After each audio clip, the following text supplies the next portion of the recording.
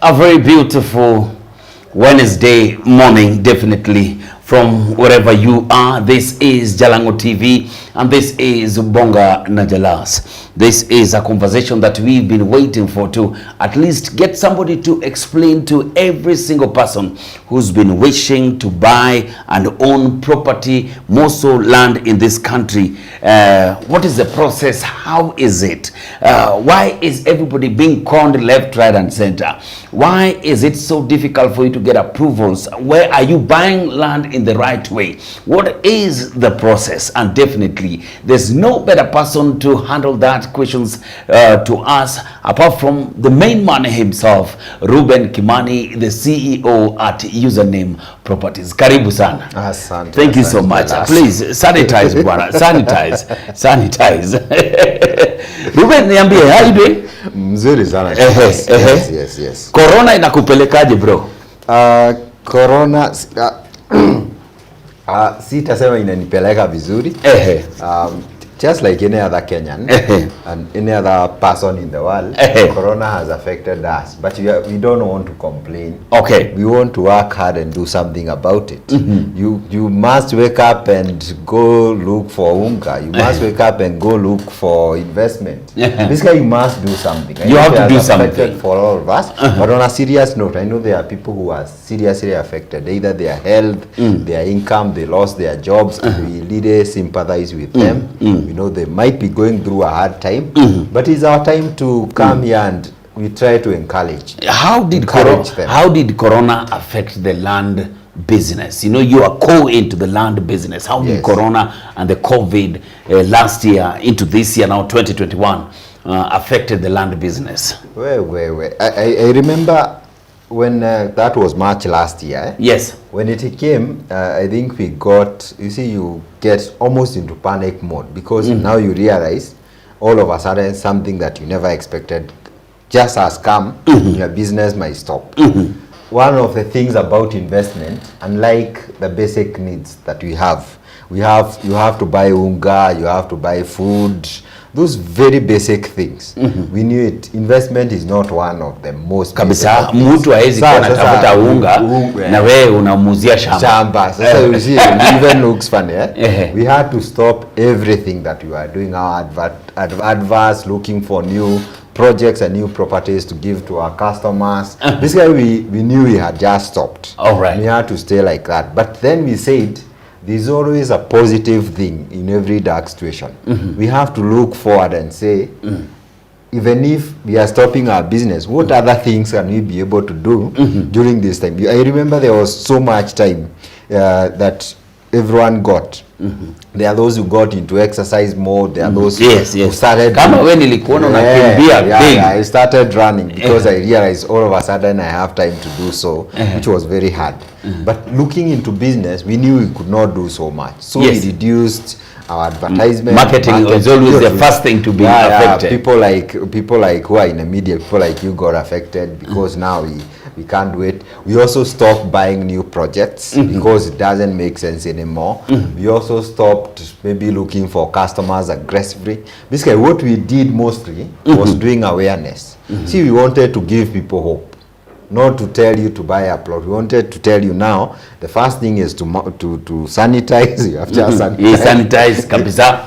You basically take protective measures to stay alive. Kabisa. Basically, we were peddlers of hope. We are trying to give people hope, telling them this thing will go away. But as it goes away, try to do something small that you can be able to do. Those who are able to use time to exercise, spend time with their families, look into your maybe the year and see things that you have been doing, reflect. There are people who got time to look back and say, enyewe kuna vitu nimekuwa nikifanya. All this people had time to do a lot of spend time at home with your and time. There are people who got time to even get for the first time stay at home, angalia TV Jalas program. Paka watoto wanauliza mami dadi ameamua kuishi na sisi safari. But having said that also, which is very good. Some kids are surprised that their parents are all over the house. Hata wengine wamekosana kidogo, which is very good. But looking into the business also, we said we must try to do something. We also realized, you see, home we are in the housing sector, right? It's almost a basic need also. You have to stay somewhere. You'll not stop staying somewhere because there's COVID. It's only that you'll change where you stay, but you still need a place. There are customers who kept asking us, even if there is COVID, just look for something that is better for us. So what we did, we changed the way we work. The installment, we gave waivers, just like banks. We gave waivers to our customers, moratoriums. We tell you for the next 3 months, for most customers, we told them it is okay. No, don't pay. They are also able to pay. We still need money, Jalas. So you told them that revenue. Okay. If we are not capable, kabisa, case to case basis, we used to give 3 months. We also looked at products that username is known kabisa for affordable properties. For those years we have been in business, we are talking about 100,000 to use a property at 95,000 to almost 800,000. That range, we have 41 projects in that range. So because we give customers and Kenyans affordable land for building their own home and for investment, we knew there are those people who are reducing their income are reducing and their monthly expenses are reducing. They can be able to afford some of these properties. That's true. Yeah. Instead of $1 million shilling now, you can buy one for 200,000. So we knew we are in the right space. We are not offering you very expensive things. So unajua hauna pesa mingi kabisa, and people came through. Unaangalia unaona yenyewe my income has reduced by 50%. But you see life has to continue. Unaweka, unabadilisha mahali unaishi, you stop all the extravagance, but you still realize I still can pay username something small to keep investing. And in the since March of last year, we have sold so many properties, by the way, using that method. Basically, tulijiweka kwa viatu za kila Kenya na wananchi na our customers. Then we said, having got into those shoes, how can we be able to help them take care of their basic needs, sanitize, safety, and still invest? Wow. So it affected us, of course. Our revenues went down just like anybody else for some time, especially the first month. But then we said there must be something positive. We give people hope. Maisha haiwezi simama. Guys, we are live from Lemark. This is the username headquarters where they are on the 4th floor. And as you can see up here, when you imeandikwa a tradition of trust. I'm talking about tradition of trust, being an investor with username, where we've been able to buy plots and buy a lot of plots. Nasikia plots za Nakuru zimeanza kudevelop sana bwana. Let me tell you, in the last 2 years, right now we have, and these are 2 years, 30 to 50 houses. And there are people who are living there, and very nice houses. So plot yangu iko tu hapo. Yeah, iko tu hapo. Nataka kuenda kuifence, mtu atanigrabia shamba wewe. Utajikuta katikati ya majirani wawili, uko hapo katikati. Then you wonder, why am I not building? Am I not developing? Even for investment, I can actually just let it increase in value. Watu wajenge, mimi siku moja tu niende hapo pa.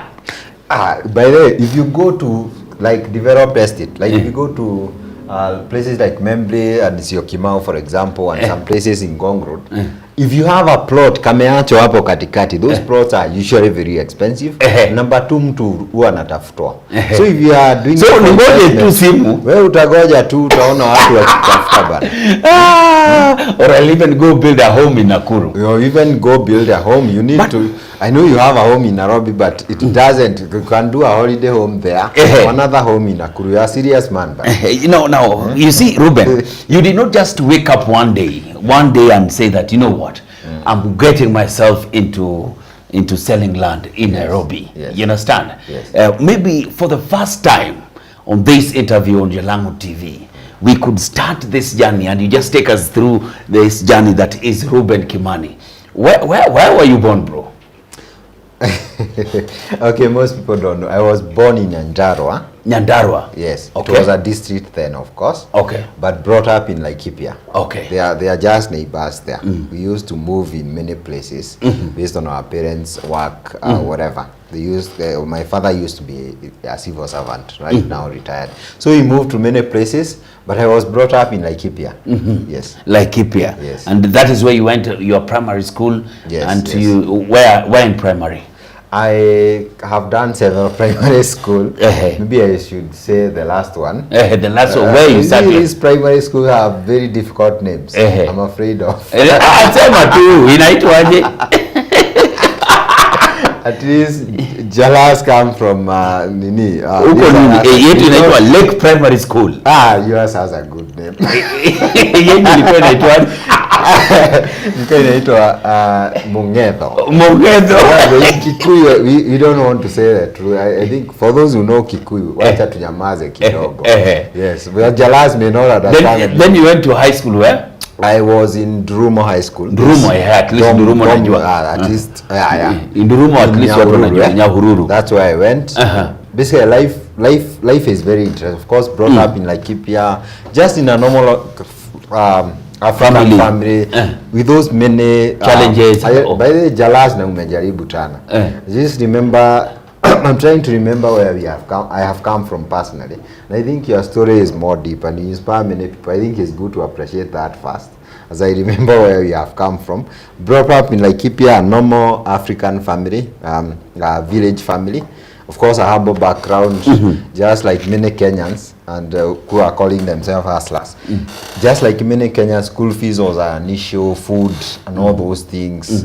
You see the way village life is. Of course, and we hustled sometimes in Afukuzwa shule. I remember once in Drumo High School, I used to perform fairly well, actually very well. So we were in Form 3. For like 3 weeks I was not in school now. Nafukuzwa tu. Pesa imekosa. I almost dropped actually in Form 3. Wow. Yes. So my school teacher, he used to top the class most of the time. So he realized this guy is dropping. Unajua aliniita tu nikarudi kama sina pesa. I came and the exam was like some few weeks away. And I still made it. So that's how we did our schooling. But God is good. Here we are. And then finished, I was here in JKUAT doing computer science. Computer science. Yes. So how did you move from computer science to selling land? One of the things I would like to, and I want to thank God for where we come from. These things you may assume now. Sababu tuko hapa in a very big show ya Jalas hapa. Kenyans may not know this guy. Naona hiyo jamaa amekaa tu hapa, but anyway, people come from far. And we didn't need to thank God for and many other people who have supported us where we have come from. Basically, I remember when we were taking our results. Unajua umepigana na maisha, you are running away from poverty, all those things. You are trying to really make it in life. And you are a young person, you don't know where you are going. I remember when you are picking results, I met my headmaster. So this headmaster was telling us, you guys, you are picking your result, people are those 5 courses or every kid talks about pilot, they are lawyer, no engineering, doctor, engineering. See in their minds, most architecture. People, they want something big and whatever. I was like that, but then my head teacher changed my mind. Okay. Sema, you people, if you knew, you'd focus more on information technology. Because that is where Kenya is going. That's the future. That's the future. That's where the jobs are moving. And he was right actually. That there and then, because you see, I wanted that course where nikimaliza tu hivi nitapata kazi. Imagine kama ningekosa kazi na I'm running away from poverty. You see, it would have been very disastrous. Crazy. So he said information technology. I picked it very fast, and there and then all my courses were all over computer science, whatever, all universities. Mario tu ageniita. Ndio tukimaliza nipate kazi. That was the motivation. And I think it might have worked. So once computer science was done, you've graduated, you are a young man in Nairobi, all the way from Nyandarua. Sasa uko hapa. Anyway, God has blessed, I would say God has blessed me and many other people, especially me, the way I look at it, because I'm one person who is gifted, especially in, not just in school, but mostly in looking at opportunities. Me, I'm able to see clearly. If I go somewhere, I'll see an opportunity. The same way I saw, hey, if I do this course, I'll get a job. So I remember even in university, we used to do all manner of things. After shiringi bana. 100 in college was so much money. Mtu anakuja, jamaa anakuja. I remember a joke, a friend telling me, if anyone came to you in the last few months of the semester akukope 100 ujue harudishi anaenda nayo kabisa. That is good because 100 shillings was a lot. So we used to do a manner of things. We applied visas for people. Nimeshona hata viatu. These ones I started long time ago. Kushona viatu. I'm very good in that. Even right now I can do it. Kushona viatu. Nilianza zamani. Sasa ni kutafuta shilingi mahali nene. From a cobbler to a CEO. Yeah, whatever. Mahali shilingi inaweza patikana. I used to do that in high school. I made a good sum. 500 ni pesa mingi. In campus I still did it, but I focus so much on education because I was also afraid nikimaliza nitakosa kazi. Sasa unasukuma hadi saa 8 za usiku. Wow. And I think in 4th year I did very little in college because I really wanted to pass the exams. But the biggest motivation ni kako kauoga. You don't want to step back. Yes. And now ukuje hapa ustruggle. But you see, seeing opportunity has enabled me to keep moving. Now, came back out. I've done even websites. I did a lot of freelancing. Tamak for 6 months. I was a bit lucky, unlike most Kenyans. I used to do website. Nakumbuka hata time ya campaign, I met one of the contestant in, this was which campaign? This was 2007. Because I left in 2008. Just convincing, you need a website. That time website were not like now when you have a channel. Sasa unamwambia just do a website. One thing, you see, you have to be trying to market your thing. One thing you must have a website to look serious as a candidate. And he did it. By the way, he gave me a job, paid me 25,000. Was a lot of money that time. Okay. Guitar mark 25,000. A lot of money. He did that. I have done so many websites for people in, used to do kienyeji hapa na pale, 10,000, 5,000 here. That's how I survived when I was stomaching. And I did so many applications. But I was lucky, after 6 months I got a job in an IT company doing software development. From there I have done KRA for like 8 months. I was a revenue corrector but in the IT department.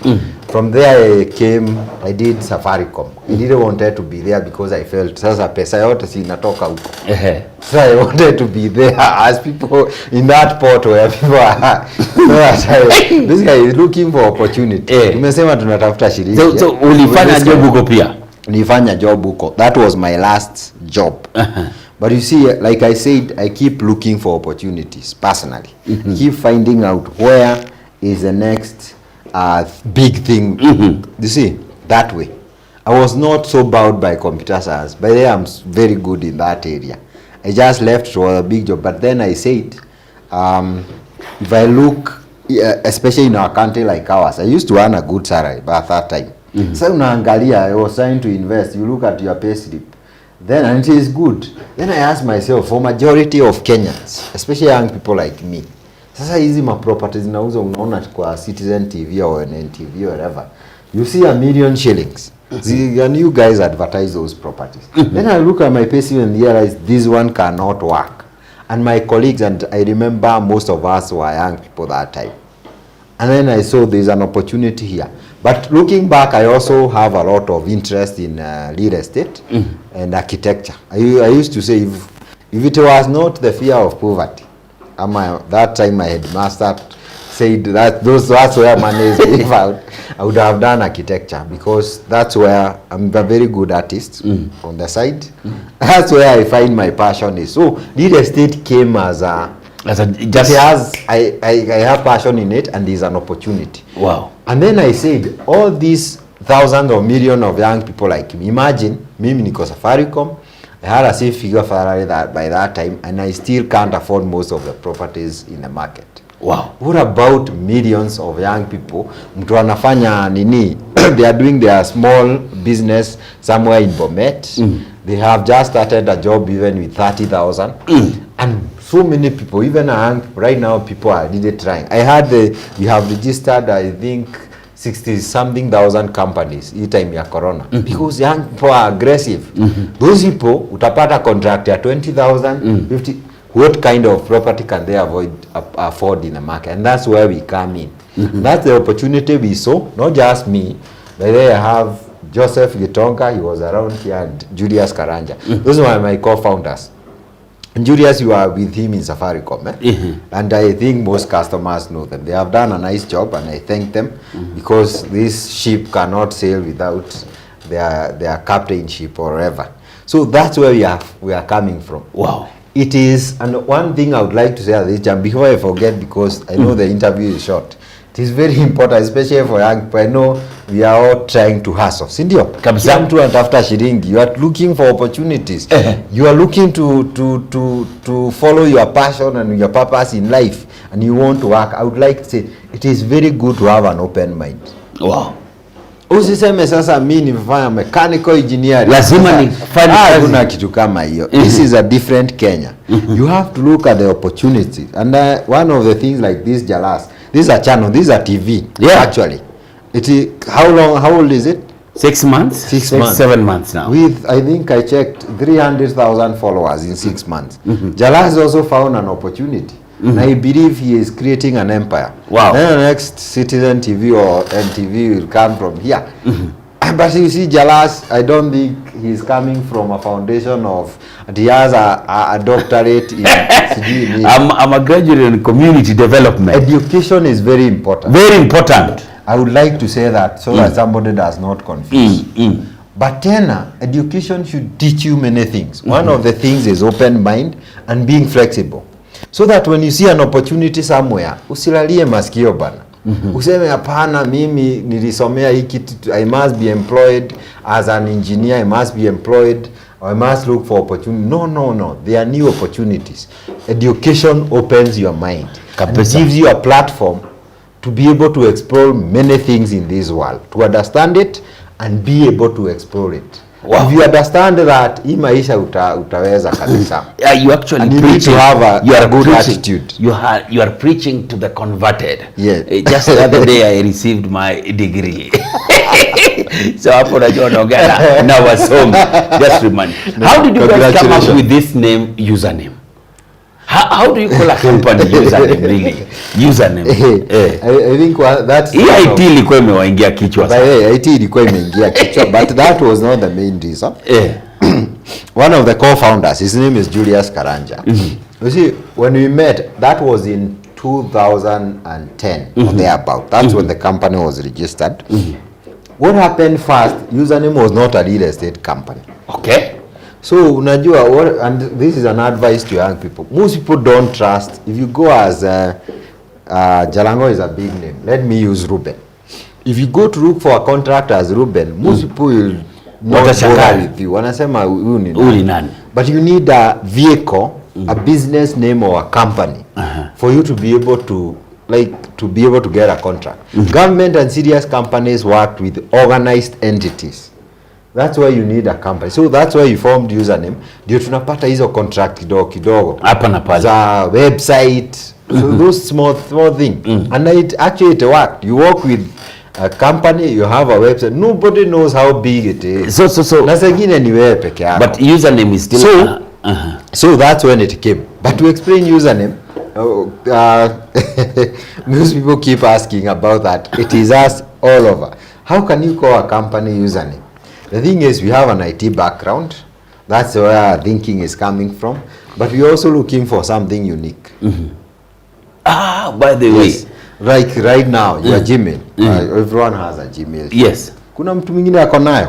Hii dunia yote. Yangu ni yangu. Maybe in mass. But in this world, no one has a Gmail similar to yours. That's where username came from. Tukasema. And we have the list. We met in a certain hotel. I forgot the name of that restaurant somewhere in Tomboya.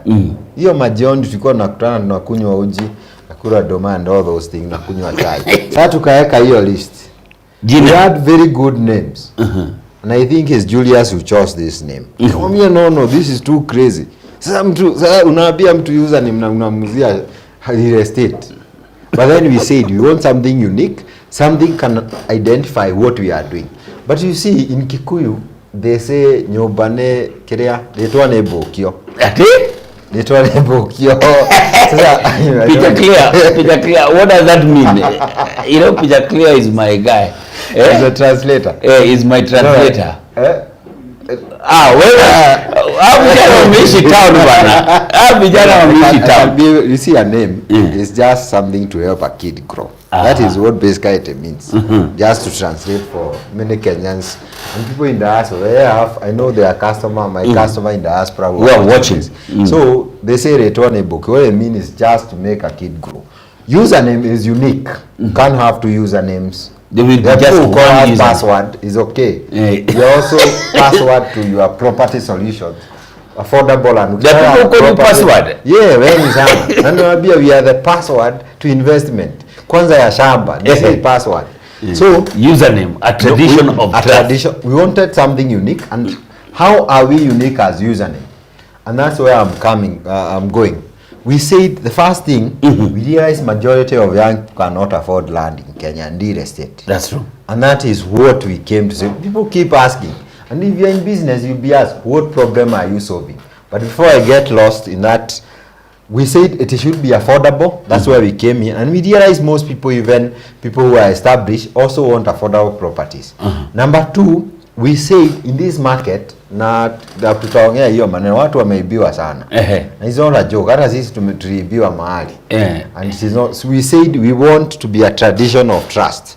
Sasa watu ufikiria hii ni slogan. Kwa sababu unajua kampuni lazima ikuwe na slogan. Username tradition. Anasema kama sisi ni Arena Media. Mnajiita aje? Big Brands Arena. Yes. So you see like now. Sasa we see a company like username now, they have to come to the Big Brand Arena. Yes. Yes. Sasa unajua, sasa people think this is just a slogan kwa sababu kampuni. No, it is not. This is the biggest core value in our company. Trust is very important. We said people have been conned, people have lost money in dubious deals, even some companies, people have lost money from their relatives, especially in diaspora. We said, what are we offering as username? We said we want to be a tradition of trust, a safe pair of hands, where you can keep your money and you can get sleep. Unakuja unanunua na sisi, you are taken to the site, the process is transparent, and you get your title deed. We give it in 6 to 10 months. And you have done 8,000 title deeds in a short span of 7 years. 8,000 title deeds. Yes. I know the government has done more, but najaribu compete na serikali to give title deeds. But anyway, we have given 8,000 title deeds. So the first thing was affordability. That's how we are unique. Number two, we are tradition of trust. Number three, we said, if you look at properties that are being marketed or across board the real estate sector, we said most of these properties, some of them are good. The reason I left Safaricom, I saw an opportunity. People are buying very expensive property and young people are excluded. We said even if they are affordable, they have to be value added. Sasa mtu anauza shamba iko value added ama shamba ni poa zaidi kama hapa Westland, hapa next to us, next to our office. This is half an acre going for almost 500 million. It is value added, it has everything, but who can afford that? So we wanted to marry all those. Ni affordable, it is value added, and the last thing we said, it must be in a potential place. And that's where investment comes in. A place like Nakuru where you have 30 to 50 houses, we saw that even before we bought land there, because we knew this place is strategic and potential enough. In the next 2 years, watu watajenga. Shamba tulikuwa tunauza 399. Saizi tunauza 600,000. Yangu imefika huko. Sisi tunauza. Wenye wanauza kando, tukitoka hapo watauza 800. You see that double in 2 years. Wacha nitulie tu pole pole. Najua my listener can also buy shares, treasury bill, bonds, all those vehicles. I know that.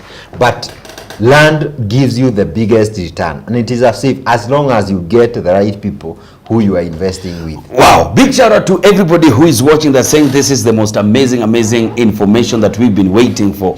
I want to give a big shout out to Felix Onsongo, anasema yuko ndani. Thank you so much. Amigos Afro. Kennedy Otieno anasema this is a good morning, I'm getting educated. Elvis Gustavo anasema we tulia pole pole Jalas ufundishwe. Zach VIP anasema it had to be Kimani. Elvis Gustavo, I see you. Thank you so much. Kelvin anasema wow.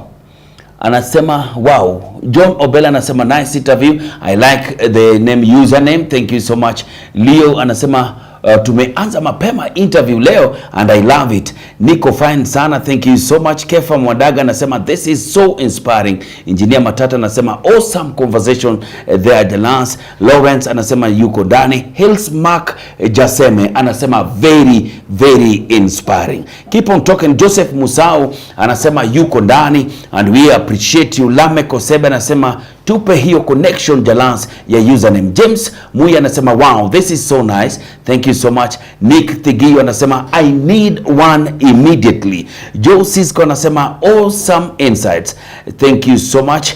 James Muya anasema love itaki. Bravo anasema hiyo kitu iko kwa damu Jalance, hiyo iko kwa damu.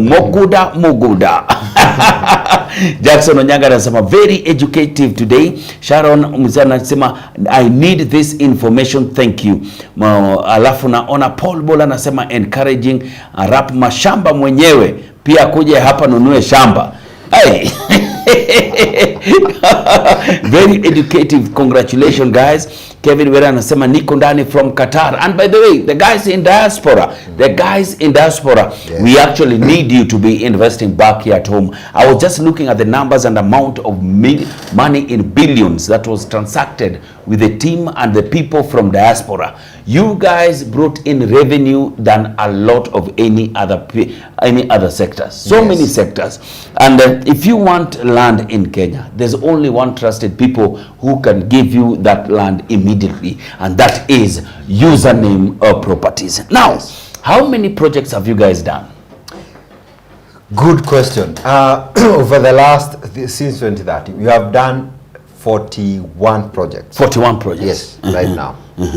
Yes. And of course, we moved from, that was from one project, did 2013 one project, 2014 one project, 2015 one project, 2016 we decided to change course.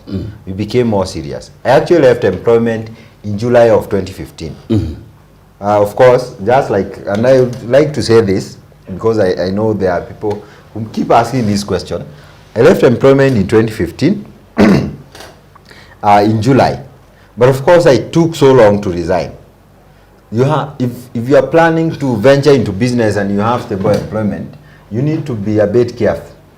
Usijump too hivyo, you need to plan. Usitoke tu. So while you are working actually, here, you can actually, there are businesses you can do when you're employed. Okay. Over the weekend, in the evening, and you be careful not to eat into your employer's time, so that you exercise other things apart from what you do 8 to 5. So you have to plan your exit so well.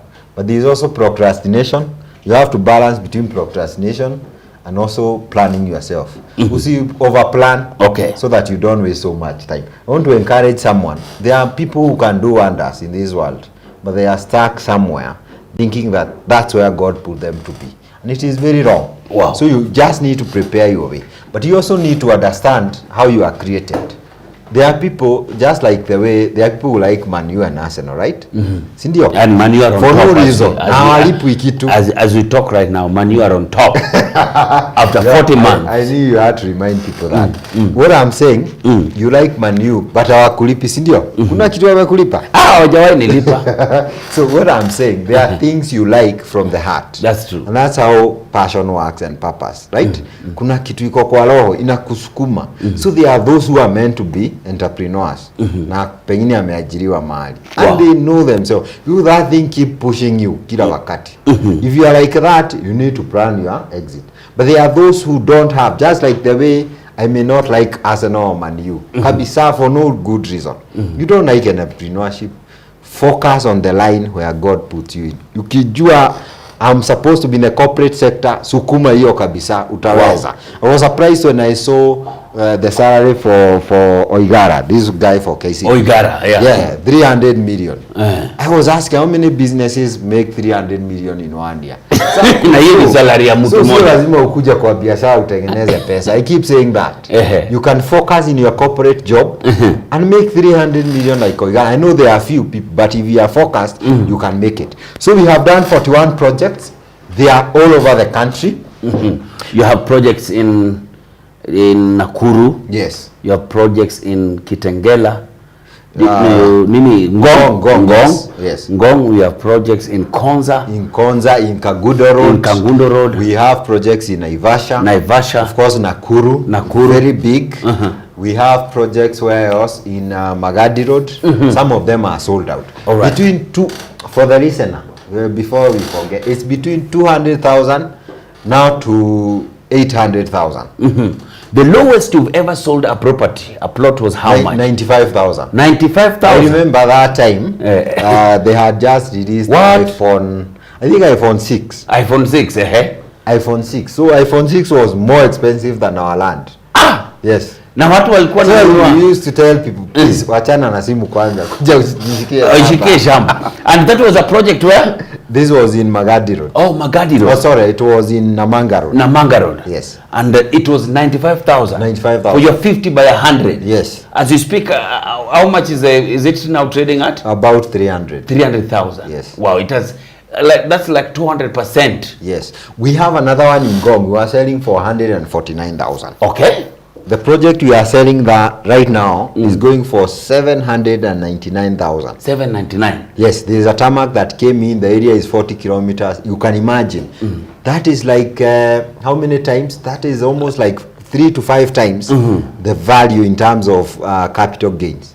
Wow. That's how rich people make money. It's called investment or capital gain. So investment upload capital gain 150,000 in a good place. Don't buy in a bush. Not everywhere. That's why we talked about potential and strategic properties in username. Okay. Imagine umenunua plot mbili, that is 300. Wewe umenyamaza tu, you are still continuing the work, watching YouTube, doing all manner of things.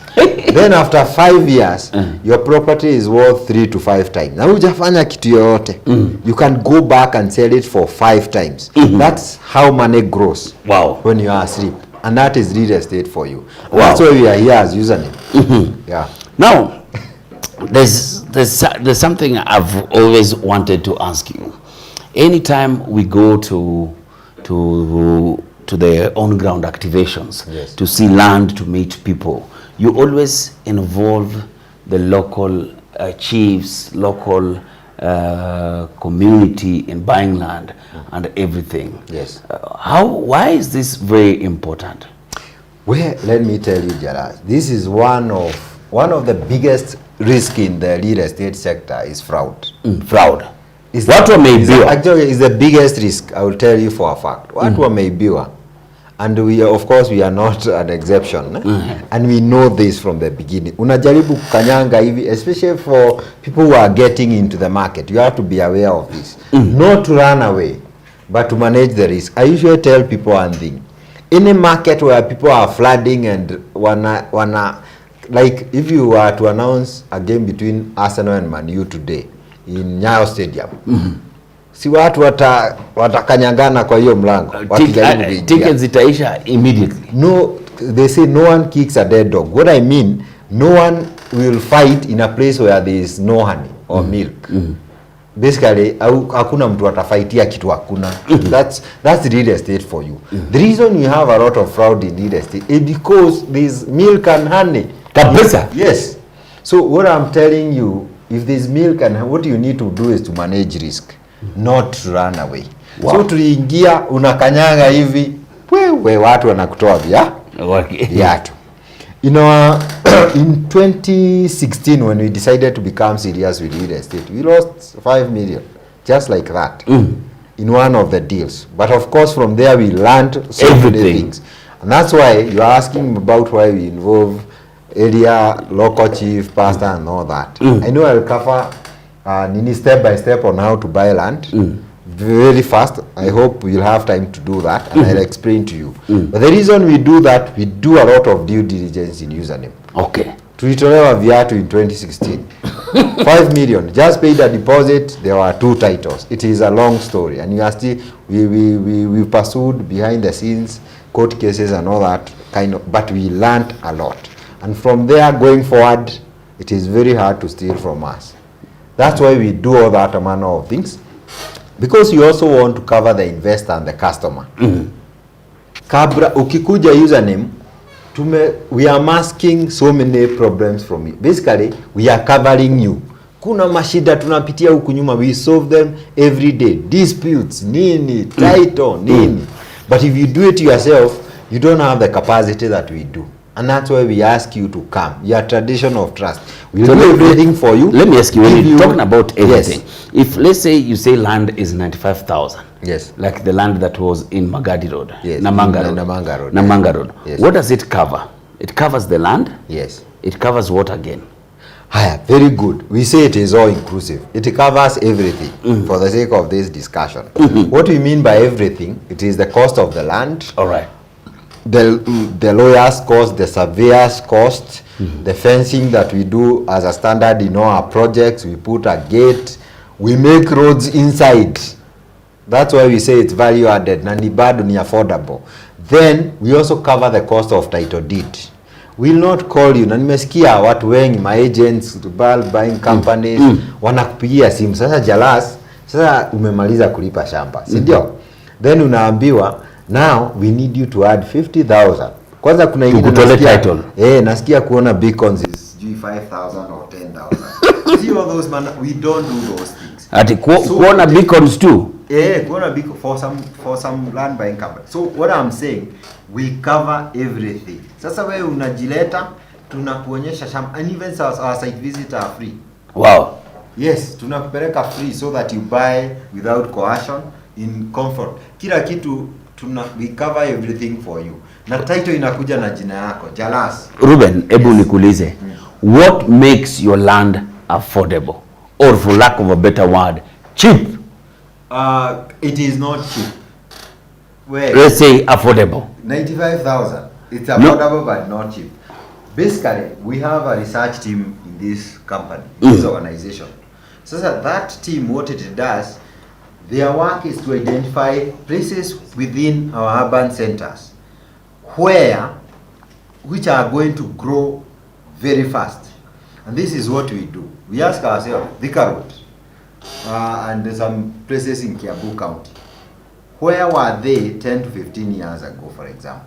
Zilikuwa tu bushes, unakuta gazelle there. They were nothing, right? Because there were no roads. But if somebody did what we are doing now, they would have known in 10 years, this plot that is being sold for 25,000, ilikuwa jackpot. Ilikuwa inauzwa 25, sikununua by the way. Nilikuwa na help, sikununua. So those 25,000, in 10 years, it will be 3 million shillings. That is the kind of science we do. So we basically do research. Tunatafuta hizo places. The best thing in those places, and I will tell you, and I know it looks like basics, it is right now they are very affordable. One of the places we found out was Gong area, and some places in Nakuru. The area is so near CBD, then you ask you, this area is nearer than Thika, yet it is so affordable. But the difference is infrastructure. Haijakuja bado. But with all these government plans which we have in hand, we know in the next 5 years this place will be Kama Kitengera, Arungai and stuff, Thika Road and stuff like that. So we use a bit of, ni kama science. You work backward, unajiuliza in 10 years, places gani zitakuwa kama sio Kimau. Na ziko karibu na town, mahali Jalas, anaweza jenga a mansion, maisonette, ama bungalow, those big houses. Na aishi hapo na kuja town na. So we have identified those places within the city, especially in Nairobi, Nakuru, you will go to Mombasa and many other places. Sasa hizo ndizo tunakuuzia. Sasa hizi bei ni kidogo. But like soon go to Ngong right now. We have a project for 600, 599, another one for 799. But that area is a smaller distance than Thika, where a similar plot goes for 3 million. So ni kumaanisha siku moja Ngong, your place, because of the distance and tarmac has been put, there is no difference. Hata utafika mbele ufike karibu Thika. In some few years, the price will be like Thika, which is 3 million. So wewe unanunua 600, but najua in some few years you can sell at 3 million. You see, that's what we do. We do a bit of research. We look for area and we keep doing this. So wewe tutakuuzia na bei unaona ikiwa waacha tukae. Like in Ngong, in one of the projects, there are already 20 houses in one of the projects. Sasa nimesikia juzi mtu anauza na tulimuuzia 259,000 in 2017. Sasa nasikia yeye anauza 800. Imefika 800 sasa. Sasa nafanya nisikie sinige kaka kama username. nikae niuzie saa hii, but hauwezi weka sukari kwa supermarket uuze 2022. No, we are in business. Wow. That's the logic. Wow. Yes. Wow. Let me ask you, which is the most highly prized property you've ever sold? Good, very good. Out of, you see, we listen to our customer. We have something called first class customer experience here. Tunasikiza customer, mkisema watu wameibiwa, we listen to you. And I have had difficult stories, Jalas. In Diaspora, mtu anakuja anakuambia story ya venye ameibiwa. Unamsikilia huruma. The other thing we listen to is places where Kenyans want to build their own home. I tell you, these plots are affordable. Watu wanafikiria ati ziko na huko boda ya nini Transmara na Tanzania. No. They are here in Gong, that is 39 kilometers from CBD. They are not in Transmara. No. They are affordable, but you can still build your house there. Like my friends, like 20 houses that they are building. Now, I knew 259,000. Number two, we listen to our customers. Their customers want land in specific places where we don't have, and we can't find affordable land there. A good place is like Ruben. Ruben raised pata shamba ya 259. And then if somebody told you that, you are not kudanganya. So we have done a project in Adriva, just next to Apo Dini, and they are doing a dual carriage by the Apo Devki opposite. Just past Green Park huko mbele. We were selling for 1.495. 1.4. Yes. That's the most expensive project you have done. But remember, the other project is 799. 40 projects between 100 and 800. One project is the only one, 1.4. That has surpassed but one. It is for specific customer who requested for that. Wow. We listened to them, and that it has a name here in username. Inaitwa first class customer experience. First class customer. First class ile ya ndege. We give you that for no. Ukikaa unatulia. Unatulia kabisa. Ruben, I just need you guys to take me through a quick process, an A to Z of buying land in Kenya, so that these people who are being conned left, right, and center can always see that this guy is skipping this process. This, how do I, from the time you identify a piece of land to by the time you have your title deed, can you take me through that? Good. The process is wrong, but as someone who has a lot of experience, I'll try to shorten it for our viewers. Customer, our viewer. It has 3 processes, just 3, the major ones. Number 1 is called scouting or searching. Hiyo ni kutafuta. Sasa umesikia Maina and Kimani in the morning, for example, Hope FM in the morning, you have seen an advert on TV, you have seen a poster imewekwa hapa Westland ama huko Kagudo Road, even some small one. Basically, the first thing is that you are searching for land to buy for investment or building. So the first thing is searching, is called scouting. Sasa unatafuta, and I tell people, because like you might find projects where we are selling at 500, another person is selling at 800. The same land. Na sisi hata tuko na vitu mingi. Kama ukikosa kutafuta, utanunua bei kali. So the first thing is searching, is basically looking. It's like dating, for example. Unatafuta kila mahali. So you go and spot the land. You go and spot land. Of course you will employ, and that step is very simple. The second process is called due diligence. Due diligence. Sasa hapo ndio kila kitu hiko. Hii shamba ni ya nani? Hii shamba ni ya nani? Imeandikiwa nani? And due diligence is very long. Let me tell you how we do it here. It is, as a company, we cover our customer, remember. We ukikuja hapa ukiwa Jalas. Jalas is our customer, also an investor. Menunua mingi sana. Sasa Jalas ajui tunafanya nini. But I'll explain to you. Number 1, we do due diligence cover many things. Number 1 is land search. Kule kwa registry watu wanaita search. Unaenda huko wanakuambia hii shamba ni ya nani, when it was registered and stuff like that. That is not enough. That's the one the government tells you to do. In Kenya it is not enough. Watu wengi hata sisi tuliibiwa tukiwa na search. So, we knew that one was not enough. Number 2, as a company, we do green card search through our lawyer. We have lawyers, panel of lawyers. They are very good. Ndio wanafanya hii maneno on our behalf. They do green card search. Green card search tells you the history of the land. Wow. Ilitoka kwa serikali ikapeana, ikaenda kwa huyu mzee akauza, utakuta watu wanne hapo. But that one you can't go to the lands and be given. It's a sensitive document. You need the support of our wakili to be able to do that. To give you the Number green. 3, very important in due diligence, the site visit. Sasa hapa username ni bure. We offer for free. You go see the land. And I will tell you, people are busy in this Nairobi. Kila mtu anatafuta shilingi, right? You are busy pursuing your vision, but you need, when you are buying property, go to the ground and see. Kuuza ni muhimu sana. Wow. Watu wameuza hewa.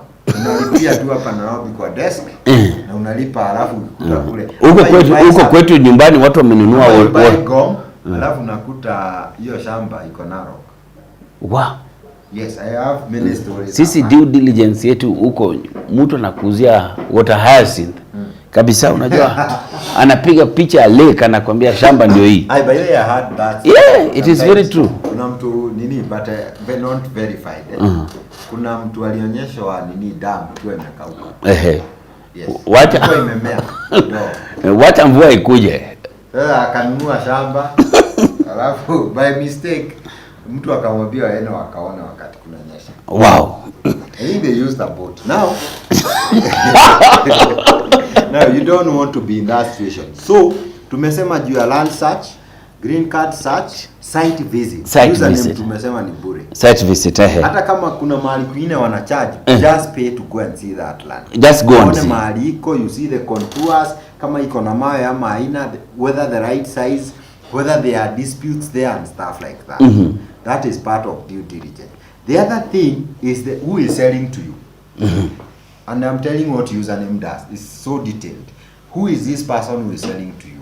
Because of being conned and many Mikoras in this sector. And I would say this, Mikoras is just 0.1%. But you see the media covers Mikora and no one tells you Ruben is doing a good job. You only cover the 1%.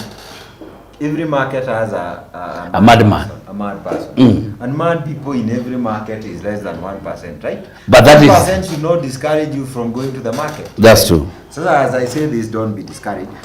So who is selling to you? We do, as usually we will do ID searches. Tutaitisha ID ya Jalas. Niangalie hii picha iko hapa kwa Jalas na hii ni the same. And I also do searches from other government offices to see it's legit. Of course, we will check your PIN. I'll check many systems. You don't know. We'll do that. Who is selling to me? Number 2, and that's part of it. If you are not buying from a company like Username will do all those things for you. If you are not buying from a company like Username, you need to follow all those steps. Otherwise, mtu atakuconfuse mahali. So you also do the ID search. We also, as Username, will visit the same way you are saying. The leadership in the area, the chief, the pastor. We'll also visit the family kwa sababu siku hizi you have spousal consent, unaweza kuta watoto wako na shida hataki auze shamba. Umeuza shamba usiku. So because you buy large pieces, you don't want to make all this time you have not even paid. You're still just moving on to know if this shamba is legit. Yes, but I don't want to confuse our audience because the process is long. If you cannot remember all that, we tell someone to use a lawyer, right? To do everything. Yes. Lawyer akikulipisha sijui 10, 20, usione kama ni pesa mingi. Shamba ni 1 million. Itapotea. Just pay the lawyer. They understand these things. A good lawyer, not all the lawyers.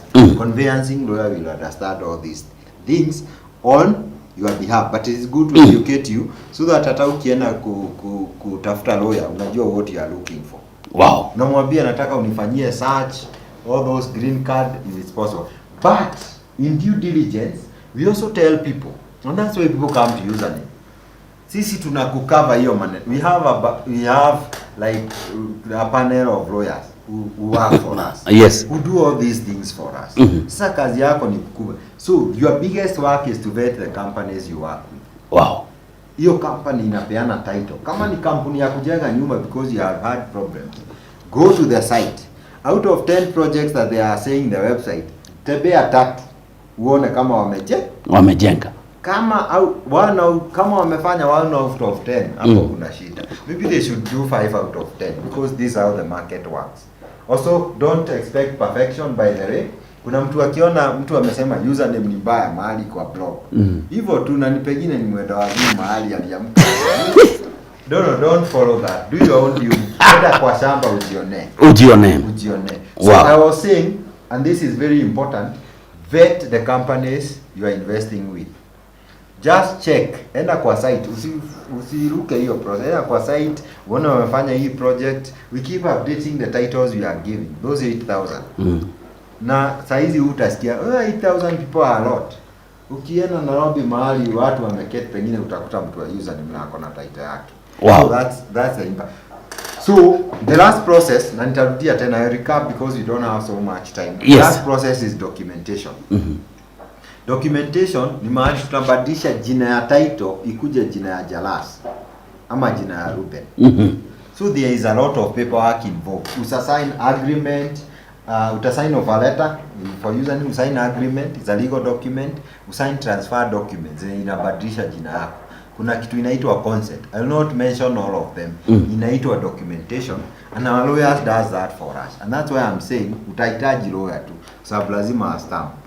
Wow. So kitu ya kwanza ni scouting. Scouting, utafute shamba. Kitu ya pili ni due diligence. Due diligence, mwenye shamba ni nani? Ni documentation. Documentation. Na hizo vitu zote wakili atakusaidia. Kutafuta ndio tu atakusaidia. Tembea weekend. We are looking for our first piece of land. Remember, because we are very afraid. We took 6 months for our project. Tumeenda kila mahali. And I remember because we were starting, we used to use motorbikes. Zilikuwa zimeanza kukuja. Hiyo tunatembea mguu. Hakukuwa na gari by the way. Na hiyo na huko Katani na huko sio Kimao. We went to many places. Be serious when you are looking for properties. Utakuta username wanauza a property you have been gone for 600. Very good. But another person is selling for 1 million. So ungekuja hapa ungesave 400,000. Tungekusaidia. But username, we discount our properties the best of our ability, because the way we work, we want as many people as possible to afford what we are selling. We started with young people, then we realized hii kitu ni kila Mkenya. And we want to impact people. Let me tell you, we are in business. Yes. And our business sio kuuza shamba. Watu wata confused. Tunatafuta pesa. Yes, we are in business. But the biggest business we have, if you look at our mission, is to settle Kenyans. We provide the current and upcoming generation the place they can call. Our work is to provide you with a place they can call home. Venye tu nilitoka pale kwa Bob, nikaona mimi na majamaa wengine hatutaijenga. So I came out and felt maybe I have a part to play, because we have been blessed by God. Wow. With thought, with resources. Hata kama una pesa, by the way, pesa is the list of things that you may need. You need ideas.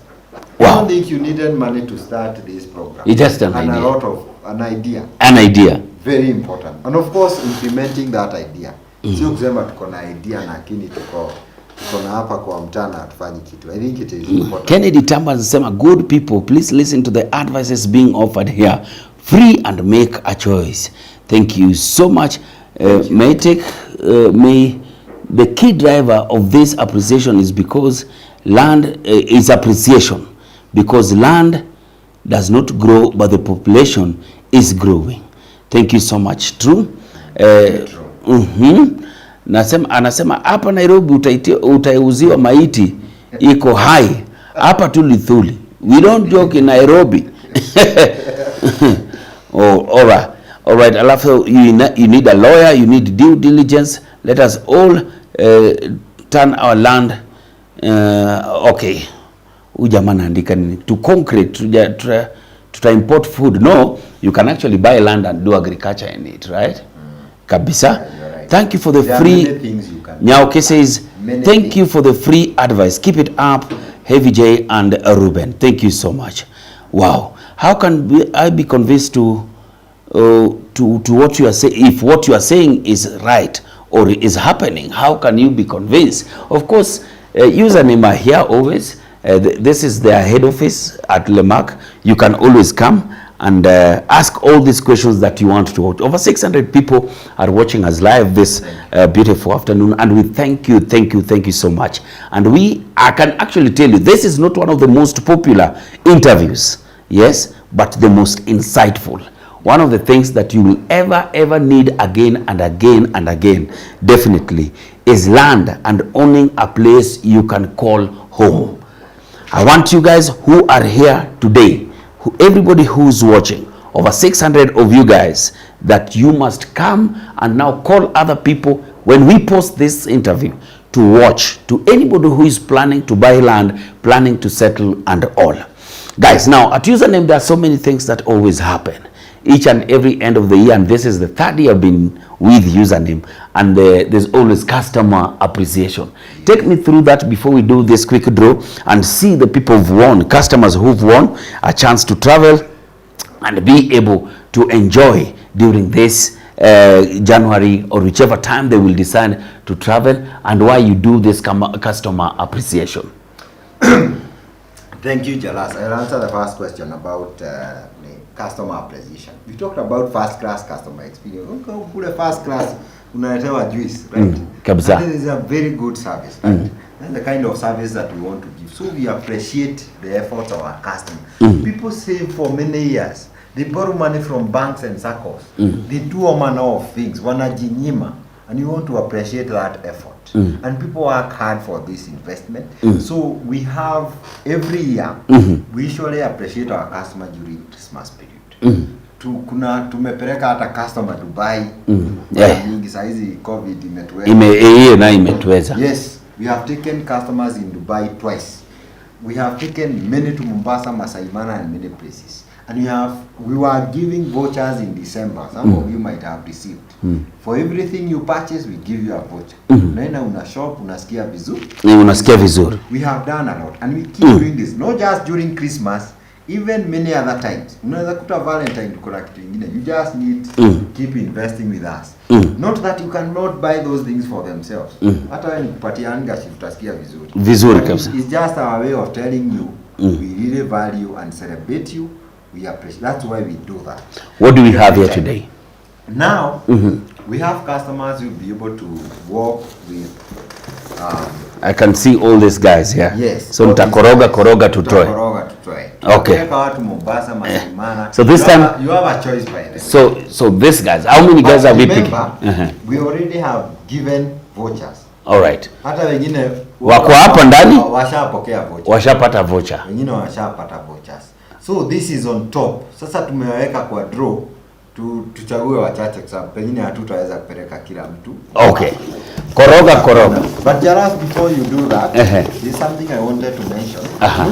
By the way, somebody has asked here, somebody was asking here, guys, before you ended the interview, Wycliffe Isoy, where are the offices located, or can you reach them out? Very important. Very important. Where are you located? This is the only office? No, it is not. Okay. Username has 3 offices. 3 offices in Nairobi? No, 2 in Nairobi, 1 in Nakuru. Okay. Here is our headquarters where we are holding this show. We are in Lemark Towers. Lemark is opposite Safaricom headquarters. So ulikuwa unafanya building 27 floors. So ulikuwa unafanya kazi pale ukavuka huko. Ukaruka hapa kwa bara nikuja mguu. So we are on 4th floor, Username Investment Limited. Ukikuja hapo utatuona. This is ni kama sisi tu tuko hapo. 4th floor, Lemark Towers, opposite Safaricom headquarters. 27 floors, kwa hivyo utaikosa. So we have Lemark. We have an office in town. Kama utaweza kuja huku Westlands, and maybe you work on those side, town kufika ni rahisi. We're International Life House, 6th floor. We have a big team there. You have everything. Kuja to What about the office that was at Mirage?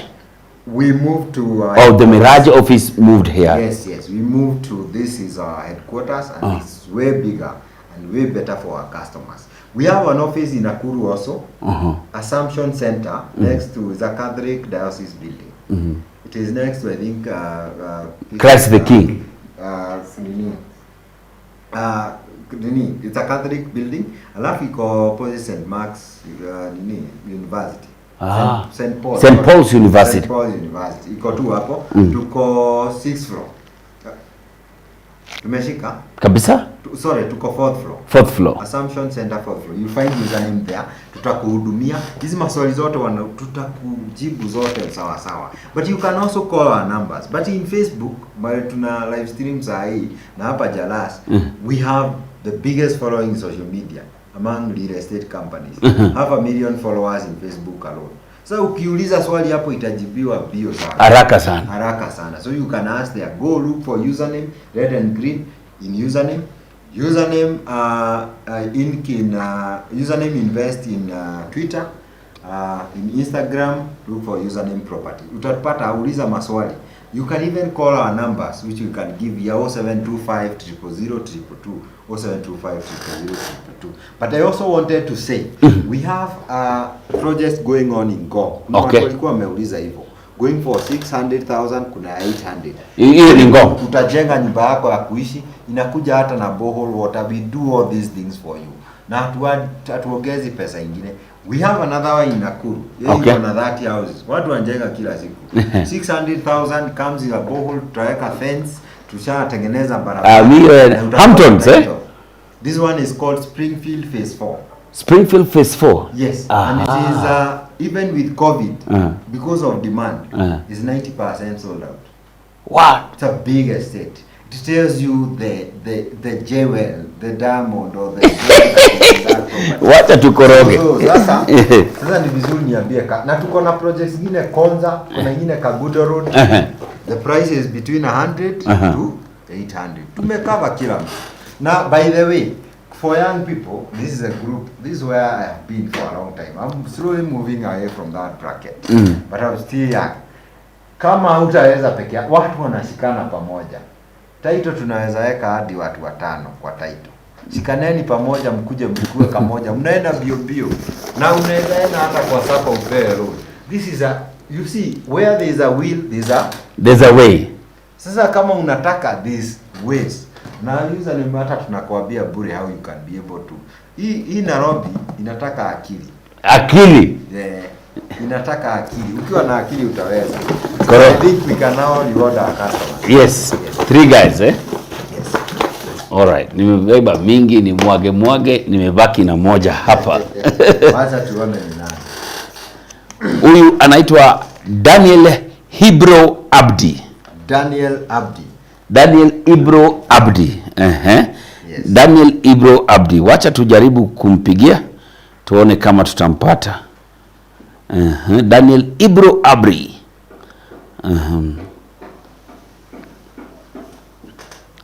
Daniel Ibro Abdi.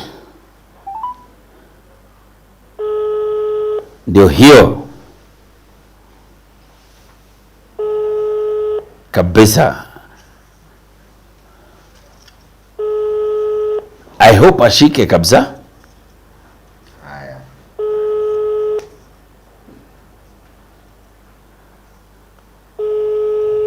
Ama ni namba yangu ajui. Daniel Hirbo Abdi.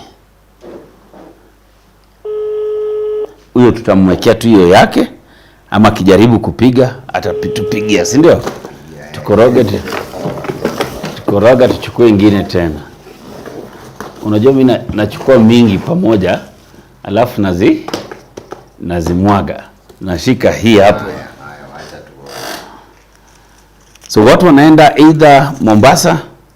Yeah, Mombasa, Naivasha, we have options. Huyu anaitwa Kungutia Kevin Munene. Kungutia Kevin Munene 07.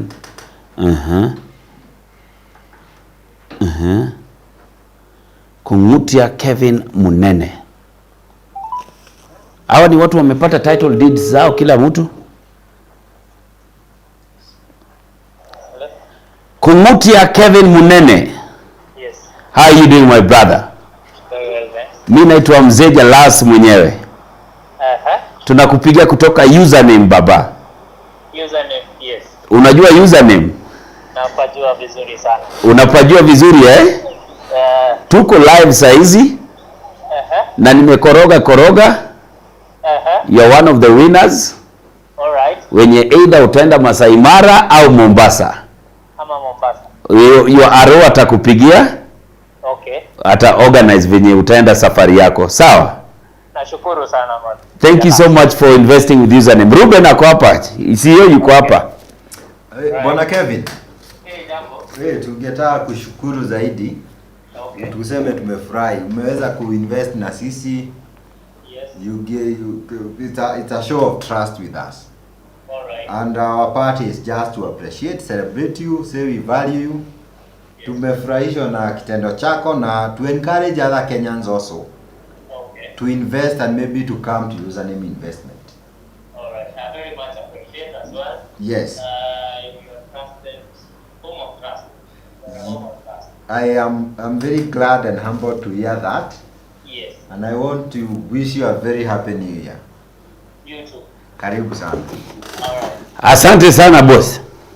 We'll be able to get back to you in a formal way. Sorry? We'll be able to get back to you Okay. so that you know how to redeem your gift. All right. Yes. Asante. Wacha tukoroge ingine tena. Huyo amefurahia sana.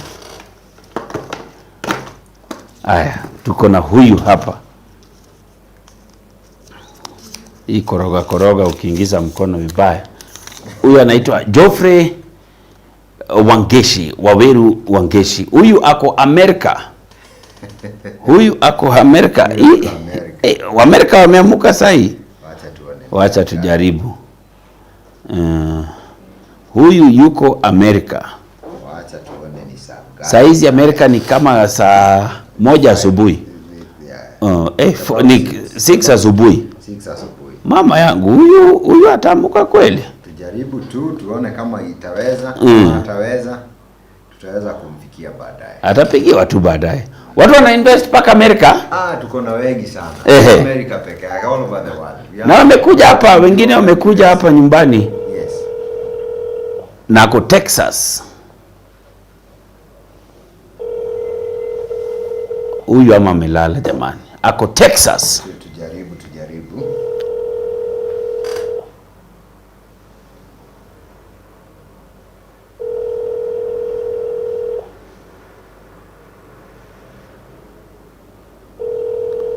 Huyu ako pande ya Texas.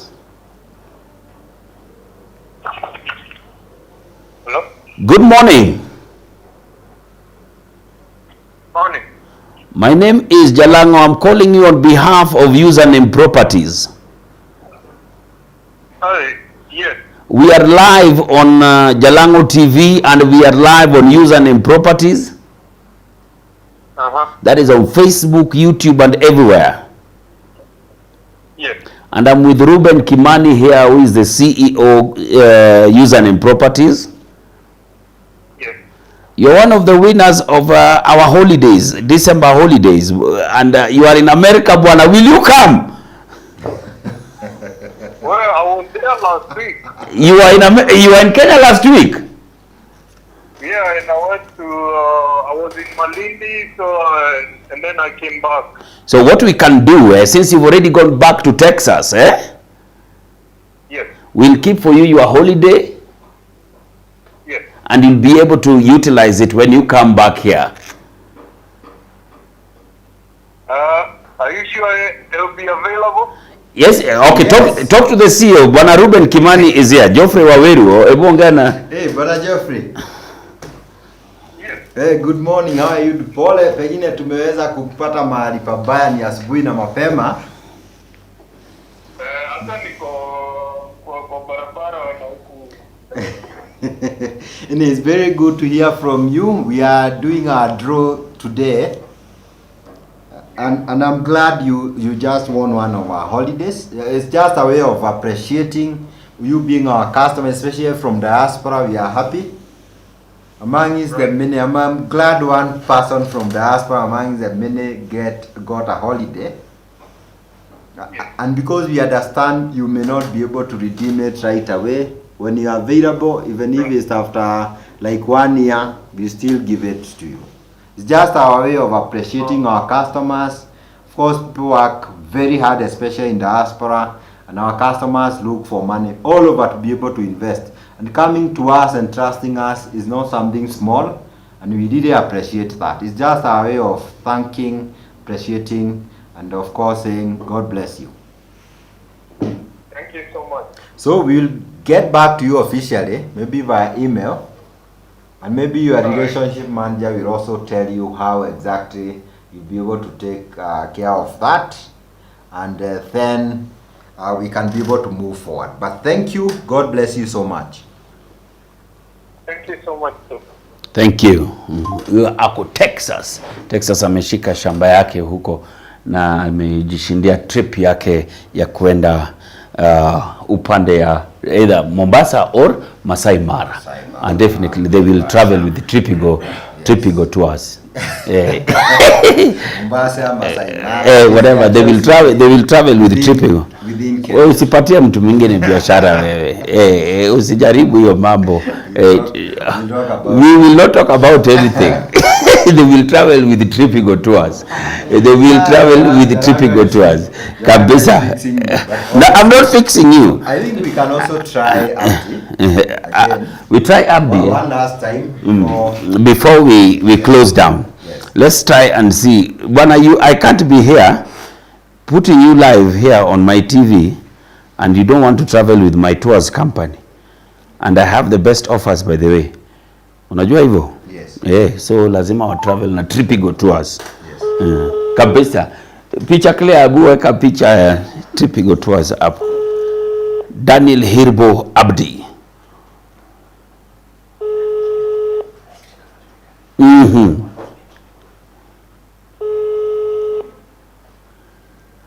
I think that Abdi ameshikana.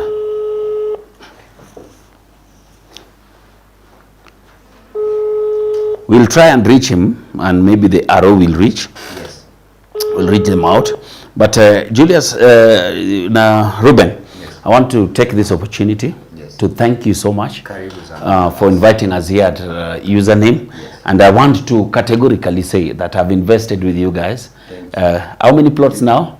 Like 5. Yes. 5 plots. Yes. And it's been an amazing journey. And it's a journey of trust and everything. Serious investment. Thank you so much. Yes. You know, watu wananichukuliaga tu. Naona kama hauko serious. This is a serious man. Thank you so much. I want to appreciate you, and I want to tell guys out there that if you're looking to buy land, and maybe you want to buy somewhere else and not maybe with Username, even the things that Ruben has said here are very, very important. But if you want all these things summarized to you in the easiest way and make your work really simple while you're looking for land, just come to Username here. They are located at Lemark on the 4th floor. This is on Westlands, in Westlands, right opposite Safaricom. The tallest building, kabisa, 27 floors. You'll always see it from anywhere. So Lemark at the 4th floor, just come. Or you can also call the numbers. You can see the numbers are running up there. Picture clear, do we have the numbers running? Yes, we have the Username numbers running there. Please make sure you call, and let's make 2021 the year where we own property. Thank you so much, Ruben. Karibu sana. Asante sana. But I would like to say one thing. What do you want to say? Tuwezi talk hapa. Ulikuwa unataka kusema nini? I wanted to say 2 things. Okay. Number 1, this is 2021. Kabisa. You know, there is a verse in the Bible that says, God will be able to he'll be able to compensate for the years the locusts have eaten. Okay, so 2020 was eaten. Actually, they were even live locusts. Kabisa, na zilikuja kabisa. That's how COVID and many other things. 2021 is a year of recovery. Restoration. One of the things that is very important apart from food, jobs and many other things, apportion a small amount of money doing the investment that you can do now. Life has to continue. Hata kama ni 10k per month, there are people who can get loans. Biashara has almost coming back to normal. But first thing first is the basics. We understand that. Lakini kama unaweza invest, unajijua tu, anza saa hii, so that we recover the years that the locust ate. Have eaten. The last thing about my young people is something that I'm very passionate about. Well, 2 things. Number 1, please believe in yourself. This year, fanya kitu. Na nimekuwa nikisema, anza kufanya kitu. Kama unaanza hii YouTube channel kama hii ya Jalas, umesema it's just a few months and here you are. Na kama ungeanza tungekuwa huku tunaona. Kama si corona hata singekuwa hata. If you are starting something, anza hata kama ni leo jioni. Fanya kitu. Anza ukiwa We say start when you are afraid, start when you are not fully, you don't feel fully prepared, start when you feel like you are broke. Anza kitu, anza na research, anza kesho. Kabisa. In 6 months my friend, by the time you are coming to June, kuna mtu atakuwa na shamba ya username, na alianza tu hivyo kimchezo. Wow. Kuna mtu atakuwa ameanza biashara kama YouTube channel, kuna mtu atakuwa ameanza masomo. There are so many things you can do. The message is, tuanze kesho hata kama utaanza ikiwa kidogo. Wow. I feel I will not have done my part if I don't say that. Thank you. Thank you so much, Jaras. I'm almost forgetting that we don't need to shake. No, see we have sanitizer. Asante sana. Wacha nikuweke sanitizer. Wamesema uanze.